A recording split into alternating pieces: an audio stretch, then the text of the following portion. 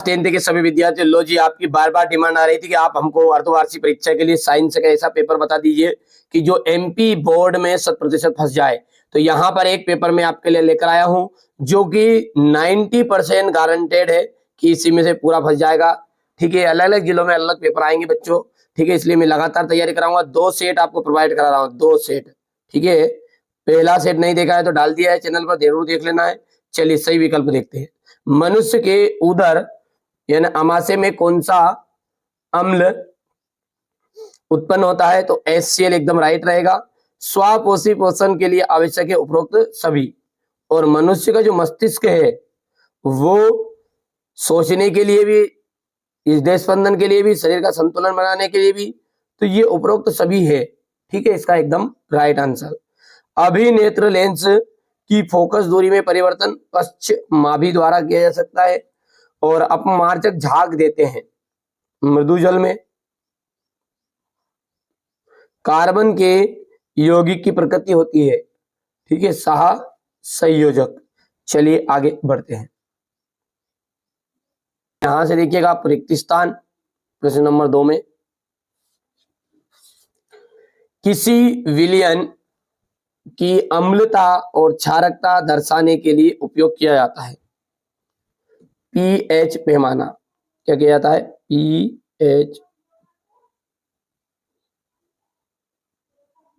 पैमाना। ठीक है, सिरका में एसिटिक एसिड होता है। क्या होता है? Acetic acid.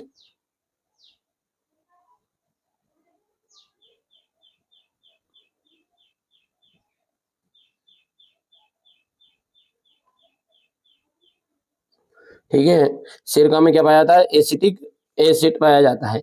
हरे पौधे जो होते हैं अपना भोजन स्वयं बनाते हैं। अपना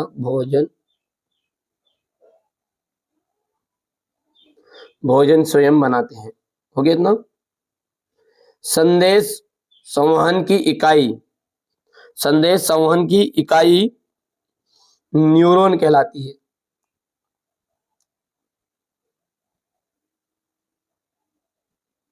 न्यूरॉन। बाह्यकान की मांसपेशियां मनुष्य में पाए जाने वाले एक निर्देश अंग है। देखो, ये है अवशेषी अंग। क्या है? अवशेषी अंग है। लोहे में जंग लगना। लोहे में जो जंग लगना है एक मंद रासायनिक अभिक्रिया है। मंद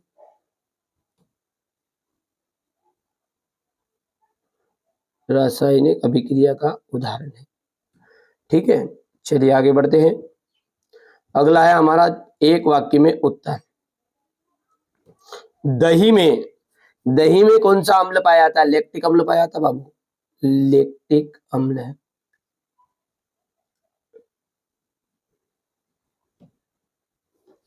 ग्लूकोज का अपूर्ण ऑक्सीकरण श्वसन की किस विधि में होता है? देखिए, ग्लूकोज का जो अपूर्ण ऑक्सीकरण है वो पूर्ण ऑक्सीकरण तो ऑक्सीशोषण हो जाता है, और अब जो अपूर्ण ऑक्सीकरण है ना वो अनाक्सीशोषण में होगा। अनाक्सीशोषण, जिसको हम अवायवीय शोषण के नाम से भी जानते हैं। जब मेंडल ने लंबे और बौने पौधे का संकरण कराया तो पहली पीढ़ी F1 में पौधे कैसे थे? सभी लंबे पौधे थे। कैसे थे? सभी लंबे पौधे थे।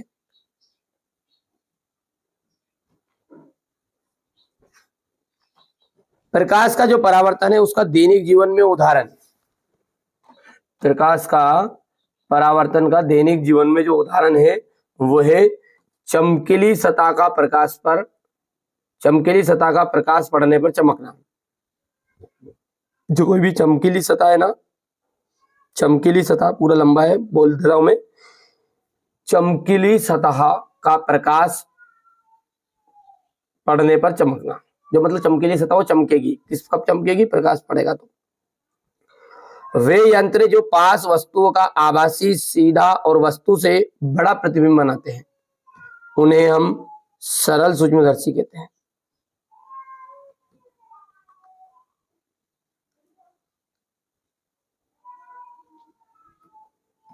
नीले लिटमस को लाल कर देता है अम्ल।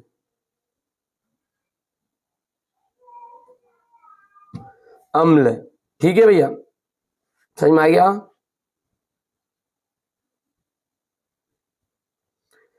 इसके बाद में सही जोड़ी, सही जोड़ी ध्यान से देखिए आप,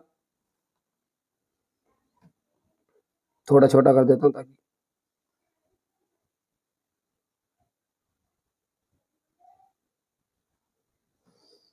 यहां से देखिए, पहला है Fe2O3,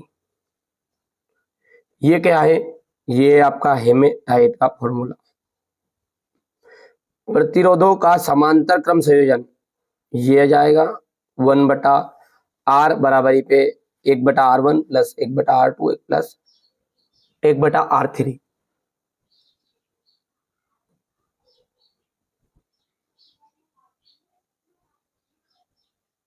विद्युत धारा का शक्ति का व्यवहारिक मात्रक क्या है, किलोवाट घंटा है। फर्न का जनन, फर्न में जनन, ये क्या है आपका विखंडन का उदाहरण है। चौथा हो गया अमीबा में जनन, अमीबा में, सॉरी ये गलत बोल दिया मैंने, उसके ऊपर वाला भी का,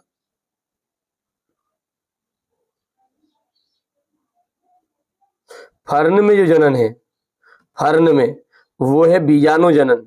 कौन सा है, बीजाणु जनन। और अमीबा में जो जनन है वो है आपका विखंडन। और विलियम हार्वे कहा जाएगा यहाँ पर बंद परिवहन तंत्र, ठीक है। इसके बाद में सत्य और असत्य, इसको थोड़ा सा बड़ा कर लेते हैं। लेशमेनिया में द्विखंडन की प्रक्रिया पाई जाती है, बिल्कुल सत्य बात है।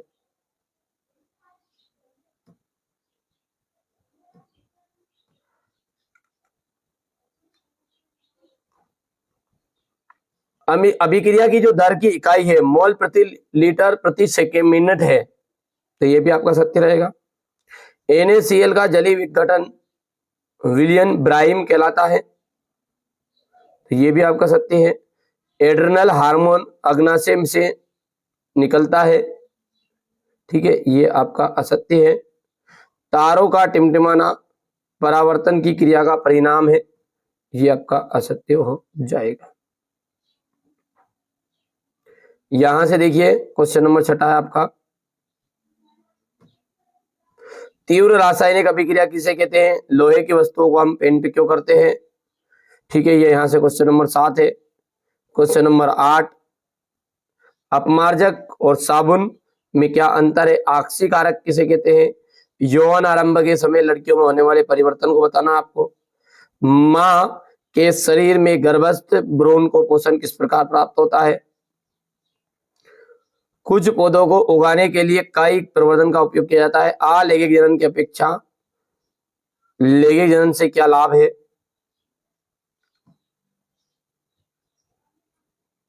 अवतल दर्पण की मुख्य फोकस की परिभाषा आपको देनी है, देख लिए यहां से देखिएगा, ये इसका थोड़ा वाला प्रश्न, ये एनुअल एग्जाम के लिए भी इंपॉर्टेंट है। एक गोली दर्पण की वक्रता त्रिज्या 20 सेंटीमीटर है। फोकस दूरी ज्ञात करनी है। विद्युत विभव तथा विभवांतर में कोई दो अंतर लिखना है। ओम के नियम, विद्युत परिपथ का क्या अर्थ है, विद्युत धारा को परिभाषित कीजिए।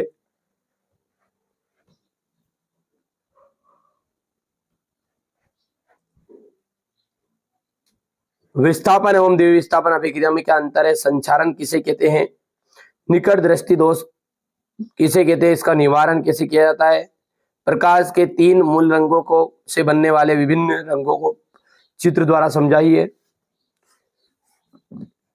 ये दोनों प्रश्न में से एक प्रश्न आपके वार्षिक में भी आएगा। किसी क्षण चुंबक के चारों चुंबकीय क्षेत्र रेखाएं खींचिए और चुंबकीय क्षेत्र रेखाओं के गुण आपको बताने हैं। तंत्रिका कोशिका यानी न्यूरॉन की संरचना का नामांकित चित्र। अनैच्छिक प्रतिवर्ती क्रिया एक दूसरे से किस प्रकार भिन्न है। आश्रित जल विद्युत का चालन क्यों नहीं होता जबकि वर्षा का जल में होता है। उदासीनीकरण अभिक्रिया क्या है, एक उदाहरण देना है। मक्खन एवं खाना बनाने वाले तेल के बीच रासायनिक अंतर समझाते हुए एक परीक्षण लिखना है। साबुन की सफाई की क्रियाविधि, मनुष्य के हृदय की कार्यविधि को सचित्र वर्णन सहित समझाइए, मनुष्य के उत्सर्जन तंत्र का नामांकित चित्र।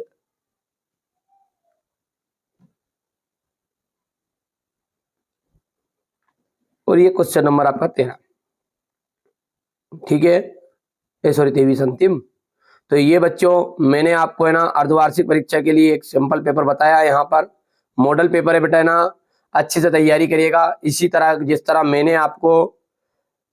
मैंने आपको है ना त्रैमासिक में पूरी मदद की, और हाँ अर्धवार्षिक में भी मदद कर रहा हूँ। एनुअल एग्जाम के लिए मैं 6 मॉडल पेपर जारी कर दिए हैं, नहीं लिए हैं, नोट्स सहित PDF सहित आपको मिल जाएंगे। इसके लिए क्या करना पड़ेगा, ठीक है, चैनल पर नंबर दिए गए, नंबर पर कॉल करिए और ठीक है आप अपनी PDF प्राप्त कर सकते हैं। चलिए तो मिलते हैं अगले वीडियो में।